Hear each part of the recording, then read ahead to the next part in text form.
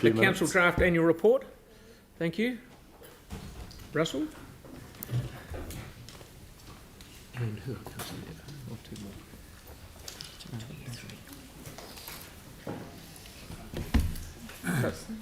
Thank you, Mr. Mayor. So, sorry, Russell, who else you got there? Sorry? Yes, I'll introduce. So, to my immediate right, I have Daisy. Daisy's the team leader, financial accounting. Thank you. Well, again. Big part in this, huge part in this annual report. And behind us we have Chantal Glinsky. Chantal was the audit director for Audit New Zealand, and Audit New Zealand carried out the audit for us. So well done. Here for any questions, and an important part later in this afternoon. So yeah, good afternoon. So it's pleasing to be sitting here and present the 21-22 annual report for adoption. So Daisy and I sit here representing a whole heap of people and a lot of work behind us, getting us to this point.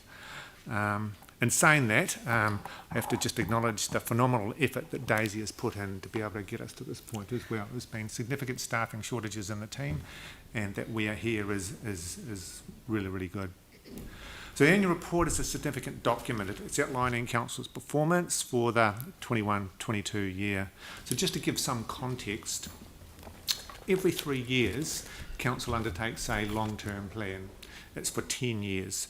It looks at all the programs, the capital programs, the program delivery that we'll be doing, the costs, both rates and fees and charges, consults with the community, and then adopts the long-term plan.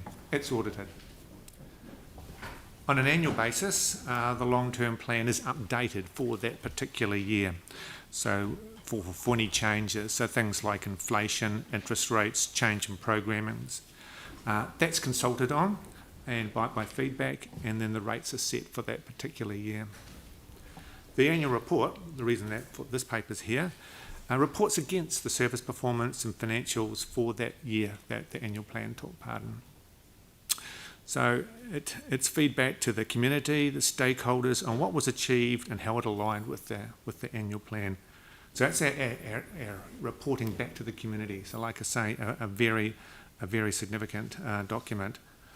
I guess there's a number of sections within the annual report, but two main ones would be the statement of the service performance, so that's against the programs and the different activities that we've carried, and the financials. The annual report, as we've said, is audited as well. So the legislation says that the annual report must be adopted by the 31st of October. As a result of the challenges from COVID and compromised working conditions, government extended the statutory timeframes for local bodies by 2 months. So that was to the 31st of December. And that was just for the years 2021 and 21-22. So this year is the last year that would apply. And for those foreseen circumstances, the 22 process has been significantly lengthened, which is the reason that we're here today. With key staff shortages, as I've sort of spoken about, certainly with the council and the audit team and the consultants, which is mainly around the valuers. We have significant assets that were valued. That's impacted the timeliness of this delivery. So the valuations of the transport, land and buildings were revalued due to the significant shift in values in that space. And advice from audit was that the three waters needed to have a fair value assessment as well, so that we had to phase that into the planning. So the auditors were under a lot of pressure to be able to do that, because we'd sort of missed our space in the queue to do that. And the auditors themselves were, the valuers themselves were struggling for resourcing to be able to meet the needs of the sector, with everybody pretty much queuing up for this work. There was direction from the Office of the Auditor General to Audit New Zealand on the measurement of water quality and Council's measurement data. So I want to thank Chantal and the team in helping us work through this matter. It was signalled to us very, very late in the piece, and not resolved by, or not accepted by, Office of the Auditor General until late November. There was a lot of work, a lot of backwards and forwards, to ensure that Council received an unmodified audit opinion. So a significant part, and like I say, a lot of work was done to ensure we were in that space. So yes, I'm pleased to say that we did get there. We've appreciated the professionalism and the candour and openness, Chantal and the team. It's been good to work through. So for the report itself, okay, is the full annual report. It's got about just over 300 pages in it. So there's a highlights part within the main document, page 11, going forward. So I'll just touch on a number of those now. Christchurch Art Gallery.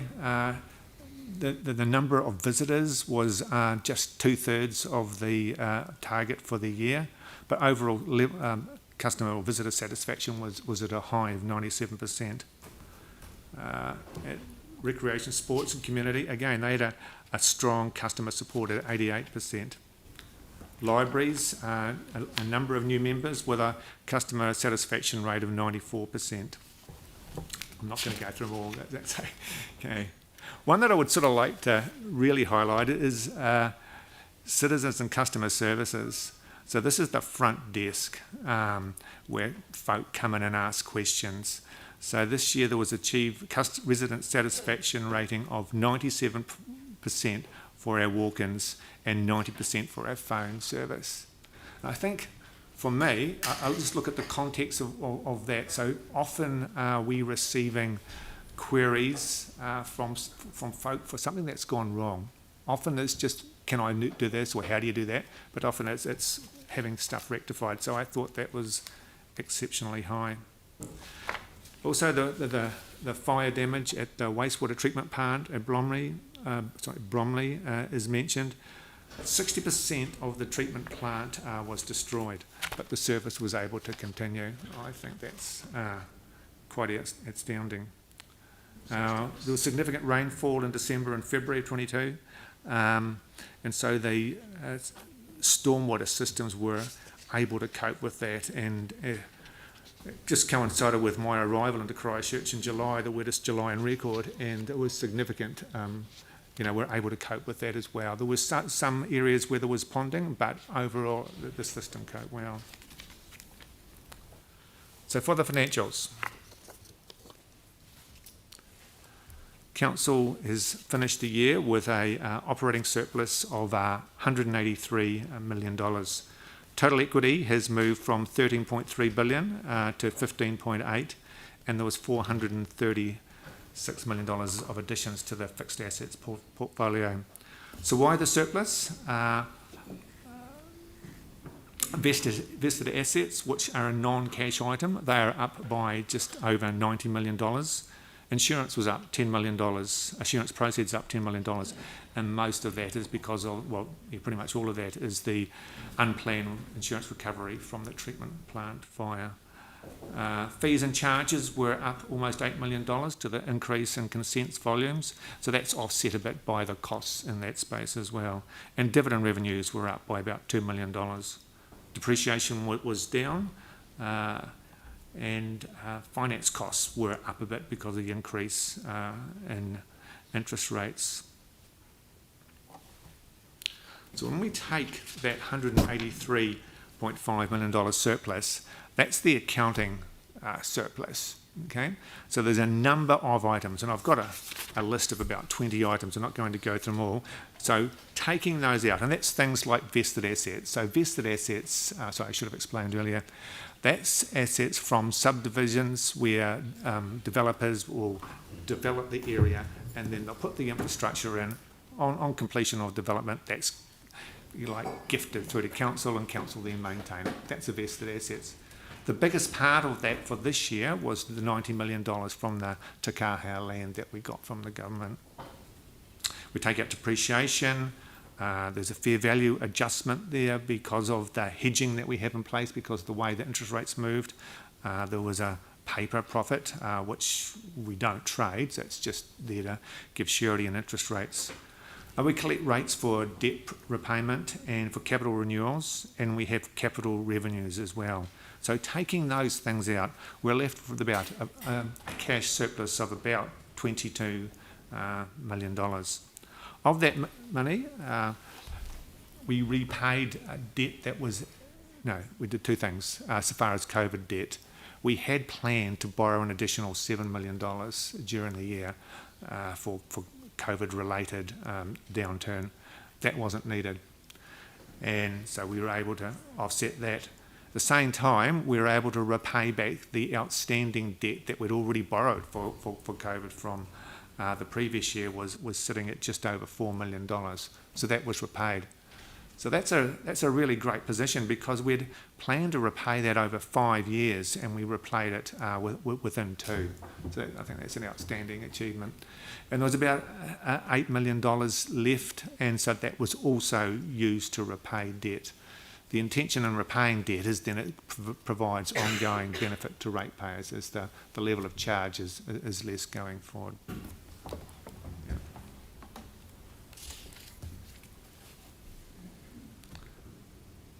So the document itself, there's been a late change, and it's just a wording clarification on page 165. All it's saying is that the first year of the long-term plan is an annual plan. Now, it's pretty obvious, but our audit have been asked to make that, so we've done that.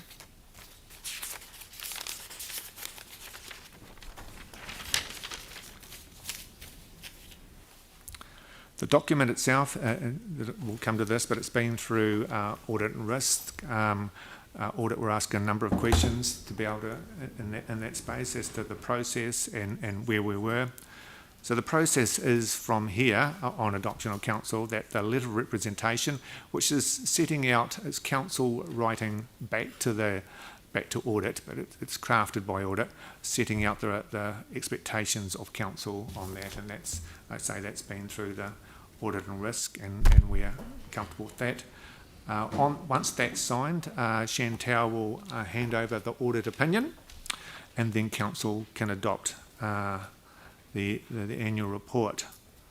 And then once all the cheering and wild clapping subsides, we'll have 30 days to make the report itself publicly available. We won't need that. We're very, very close to, it's a final version now. Might be a picture or two to put in. That'll happen.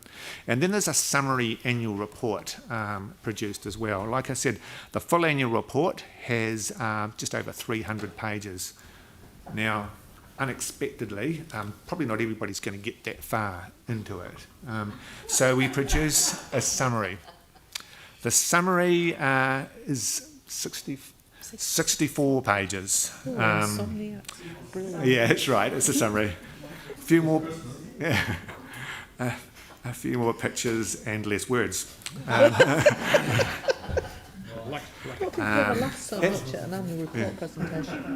It is also audited and has a separate letter of representation.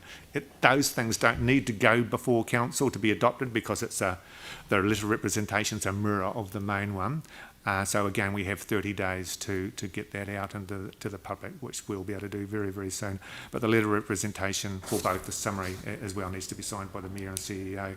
We don't have that yet because the audit of the summary report is still being finalised. Because it's a summary, they've got to make sure that we haven't put anything in there that's not in the final. So it's a very detailed process. So like I said at the outset, it's my pleasure to be able to present this report to the annual report to council. It's been, for the time, it's been challenging in a lot of parts, but we've learnt a lot as a staff going through it, and well supported, and we're working with audit. But also, we would be at the forefront of at the front end of the pack so far as other councils in New Zealand go and getting annual reports adopted, for various reasons that I've outlined. So yes, we're very pleased to be in this position. So happy to take any questions. I have to say, I've never heard anybody laugh and get set to jokes as part of an annual plan. That is an absolute first. Russell, well done. Okay. Thank you, Russell. That was very clear. That was good. That's good. So we have any questions, please? No. So do we have a mover? Tim will move and Jake will second. So any debate? No. I'll put. Sorry. Yep. Yeah, look, thank you very much for the work you've done. It's fantastic, and thank you. It's lovely to see you live rather than on the screen, you know. And I just have to mention, it's sales pitches. I love sales pitches, and I've got this dividend revenue is 2.1 million higher than planned due to additional dividends received from Transwaste during this year. If the sentence stopped there, it would have been great, wouldn't it?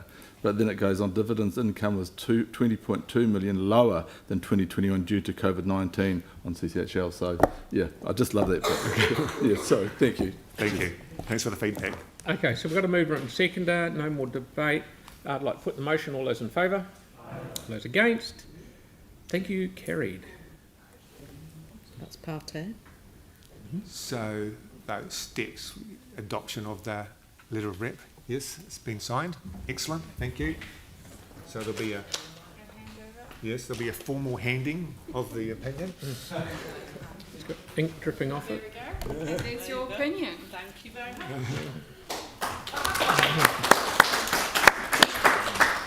There was clapping. It's a pitch. Exactly. We're looking at the pictures. Thank you very much. So we're adopting the annual report now? Yes. Thank you. Thank you. Go while you can. We have to now do that, do we not? Yes, we do. Yeah. We've adapted part A, we now need to do the other bit, don't we? Are we done? Okay, that's fine.